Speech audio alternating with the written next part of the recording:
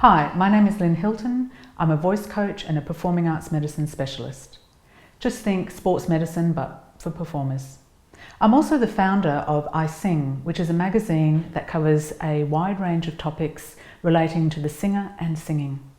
Over the years, I've worked with all levels of singers, from amateurs through to professionals, from working singers through to the signed artist. The thing that has surprised me the most about the contemporary singer is that there are so many of you out there who don't realise that you need to warm your voices up in order to get ready to sing. Some of you may know that you need to do this, but you're not sure where to start, how long for, and when actually to do the warm-ups. So I've decided to create the Vocal Warm-Ups for Singers course to help you. Before we get started, I'd like to start with the why. So if you were to decide to go and do a marathon, for instance, would you just go and wait until the day and start running? Well, hopefully you said no, I will go and get some training and then maybe even get a coach to help me along the way. And we know that this is important because obviously we want to make sure that we're running optimally and that we're not going to cause injury. Along the line, you would expect to get some warm-up exercises. And the principles that we use in sport can probably apply to the voice as well. We know warm-ups are important because the muscles and the joints need to get ready in order to do a heavier workload, and also to make sure that we don't cause any injury or strain. The voice is no different. The vocal mechanism is housed within the larynx or the voice box, and that contains joints. Inside the larynx are the vocal folds. These are made up of a special connective tissue that vibrates at high speeds, muscle, ligament, nerves and a blood supply. When we're breathing, the vocal folds are in an open position, and when we talk and sing, they are partially closed. When we sing, it's over a wider range than we use for speaking.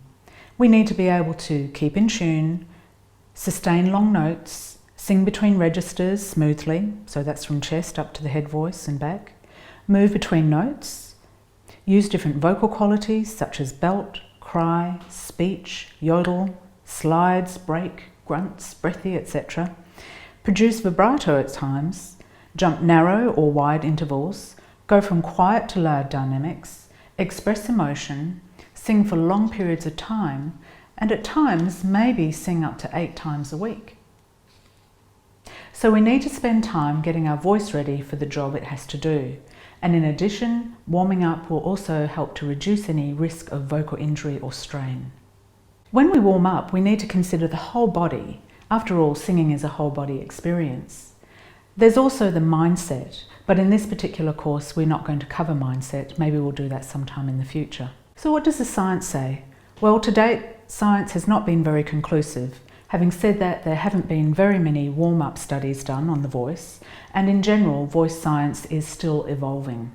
When we look to sports, there are definitely a lot of studies that indicate that warm-up is essential to prepare the muscles and the joints for strenuous exercise. So it seems to me that if it's applicable in sports because of muscle, joints, ligament, etc., then we should be able to apply that to voice as well. How much time should we spend on vocal warm-ups?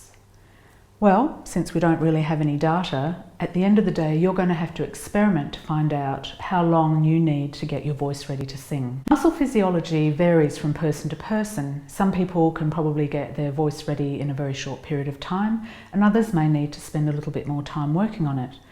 As a rule of thumb, I would probably advise maybe somewhere between 5 and 25 minutes. So which exercises should you do? You'll need to experiment with the exercises to see which ones suit you.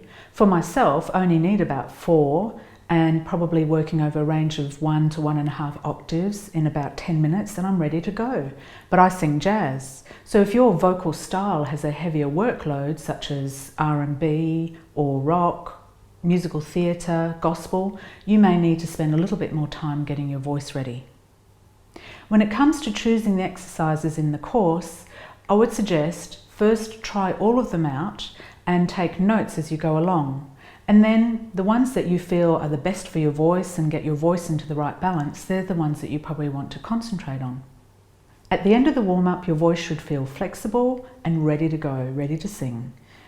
Don't overdo the warm-ups because then you may find that you get vocally tired and by the time you start singing your voice starts to conk out. So each lesson will have a very similar format.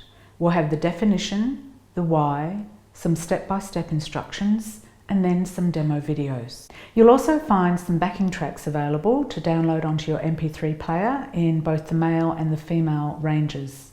Then you can use these in your practice sessions.